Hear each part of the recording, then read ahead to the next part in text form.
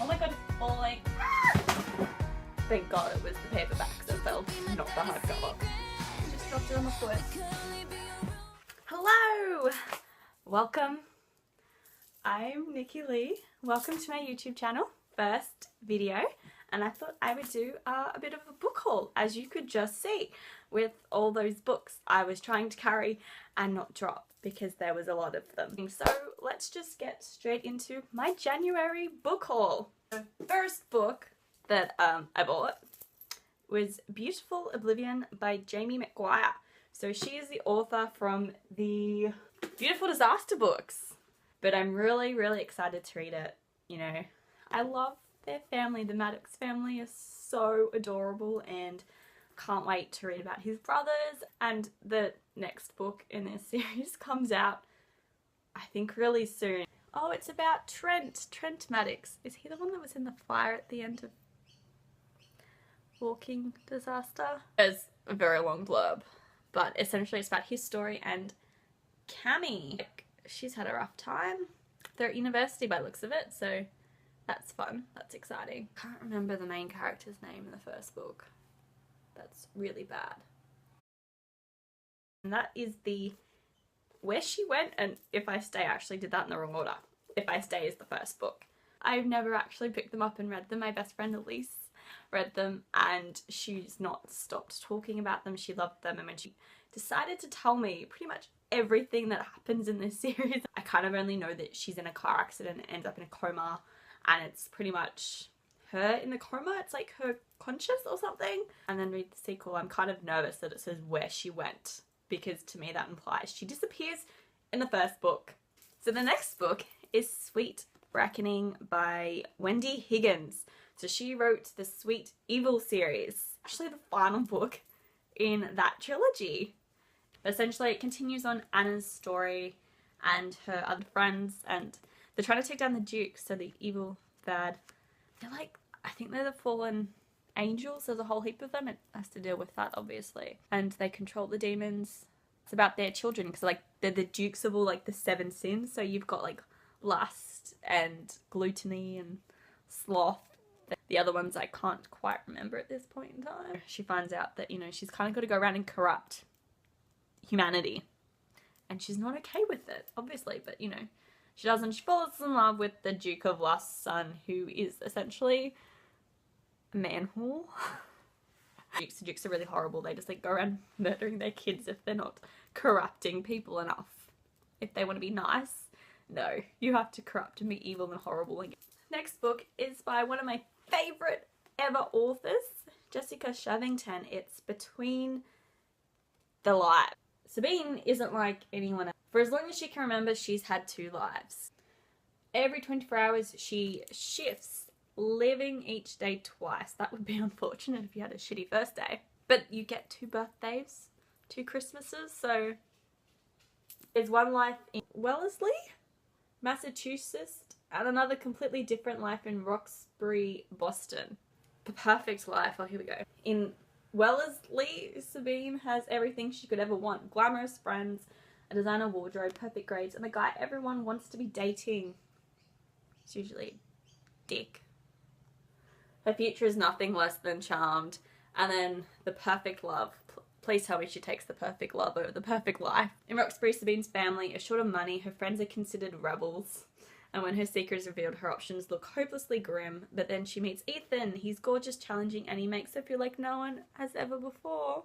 Oh, kind of makes you feel bad for the other guy she's dating. Okay, all Sabine ever wanted is the chance to live one life. When it seems like this might finally be possible, Sabine begins a series of dangerous experiments to achieve her goal. But is she willing to risk everything, including the one man who might actually believe her?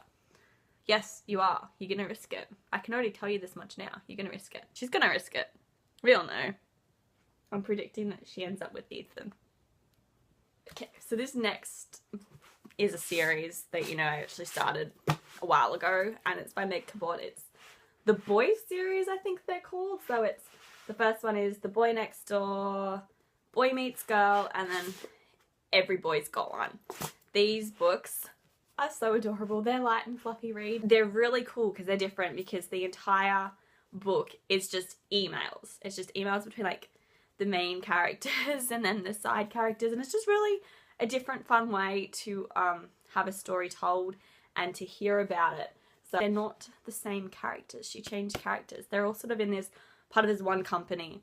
You know, they focus on two other main characters, but you hear about, you know, the other two that were in the first book. Every boy's got one.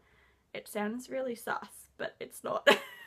This one doesn't, you know, involve the previous characters as much as the second book does. So like first four main characters do get a mention in this book, but it's very brief. It doesn't really focus on them at all. Last Call by Alice Clayton. She is the author of the Wallbanger series. So this is the final book in the Wallbanger series. And characters are brilliant. These are contemporary novels. This is the 5th one in the series. Each book progressively gets thinner. You can barely fit like the writing on this book. You can just read it. You can just read what is being, hold on, I'll get it better. Got it. So you can actually like look at the difference. It's like you have everybody. You have all of the characters, you know, in this really tiny, practically non-existent book. I mean, I know it's supposed to be like a novella. I still could have quite happily have read an extra 100 pages on this book. Some things were skipped over. It looks cool, it kind of sounds cool, but it sounds like something I'm gonna hate. And that is The Jewel by Amy Ewing? Oh, sorry if I'm butchering anyone's name, it's probably happened quite frequently in this video. Violet is trapped in a living death. Her name and body no longer her own. This is probably why I didn't want to pick it up. She fights to hold on to her identity and sanity, uncertain of the fate of her friends, isolated and at the mercy of the Duchess. Then she meets another captive. Oh, here we go. Here's the love interest right here. Ash, the handsome royal companion. I love how they always have to say he's handsome. Why can't he be ugly for once? I'm probably going to picture him attractive anyway, as you describe him. So, drawn together, Violet and Ash are puppets in the deadly game of court politics, each the other's jeopardy and salvation. Auctioned as a surrogate, imprisoned in the palace of the Duchess of the Lake, destined to carry the child of a woman she despised. Oh, that's so gross. Ew. It's probably why I didn't want to pick it up in the first place. It could be really good or it could be really bad, and I'm really quite concerned that I'm not going to like it shiny. So, we'll see what I think of this book. We're just going to give it a go and hope for the best. If I don't like it, I'm going to stop reading it. Bam. But I'm getting on this bandwagon really, really late for these next two books that I hold. They're in a series together. The third one comes out in May. I needed to spend my gift voucher on something and I couldn't find anything, and I saw these two books. Angel Fall by Susan E. and then the sequel, World After. You've heard of these books before. I don't need to explain them, but they look really pretty, and I don't know, there was something about the blurb. So I'm kind of tempted to just wait until May and then start reading them. That series is the Article 5 series by Kristen Simmons. You can't buy it in Australian bookstores at all. It's so frustrating. Like, I'll read it. No, actually I won't. You don't want to hear me read it. I am going to read the blurb. It's Federal Bureau of Reformation? Office of the President. The Moral Statutes of the United States of America. So Article 1. The United States embraces the Church of America as her official religion. Article 2. Literature and other media considered immoral are hereby banned and shall not be owned, bought, sold, or traded in any capacity. I'd be breaking that one for sure. Article 3. Whole families are to be considered one man, one woman, and child or children. I don't like that sentence at all. You shouldn't be forcing your beliefs on people. I know it's a book. Article 4. Traditional male and female roles shall be observed. So now we're being sexist, as well as discriminating against people for their sexuality. What if you're not even married? Do you have to be married? Hang on, that's Article 5. Article 5. Children are considered valid citizens only when conceived by a married man and wife. They're taking this dystopian thing real far. Wonder what happened to make them such mean people. Oh, New York, Los Angeles, and Washington DC have been abandoned. The Bill of Rights has been revoked and replaced with the Moral Statute. There are no more police, instead there are soldiers. There are no more fines for bad behaviour, instead there are arrests, trials, and maybe worse. They probably die. People who get arrested usually don't come back.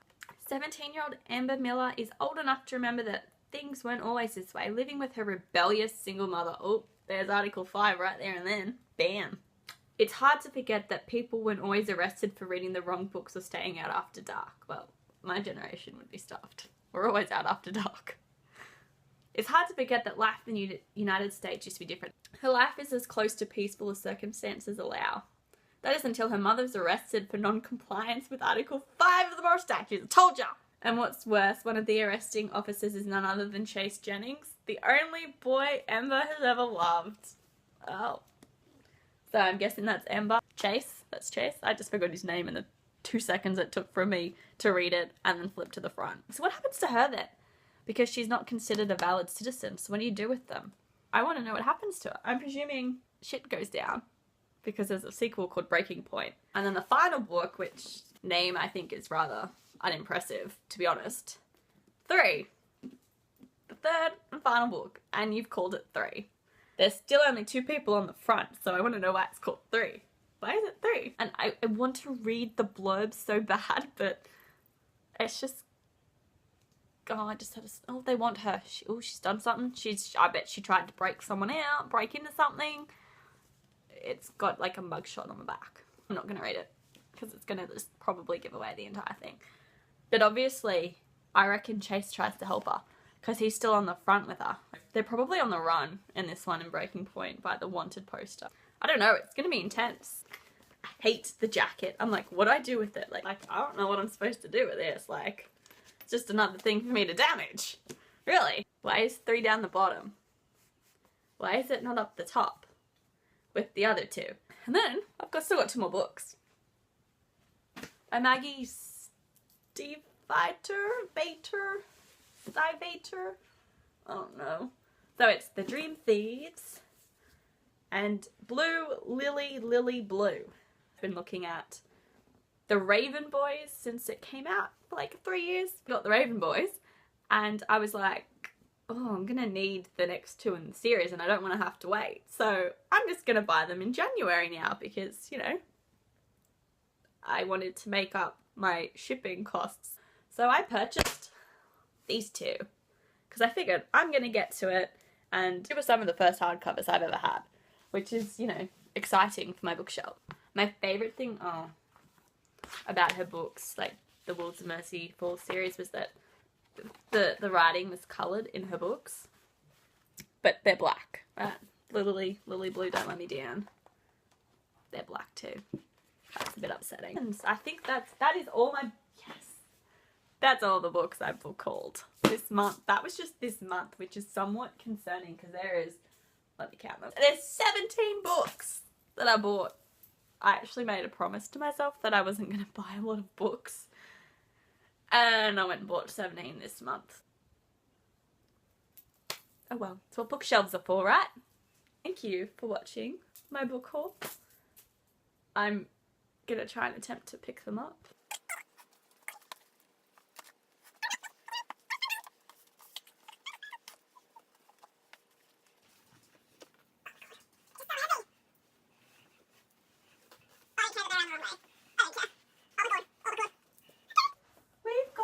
Oh shit, don't fall. No, watch out, Archie. I just nearly dropped all these books on my dog. So if you want me to review any of these books, just comment down below. If there's any in particular you want to know about what I thought of them, just let me know in the comments below. And I will be more likely to read that one first if people are interested in hearing my thoughts and opinions on it. Final try. You might want to move. You might want to get out. No, you can. Alright. Oh, I've got makeup on it. Your funeral, mate. Yeah. Okay. I've got them. So, bye.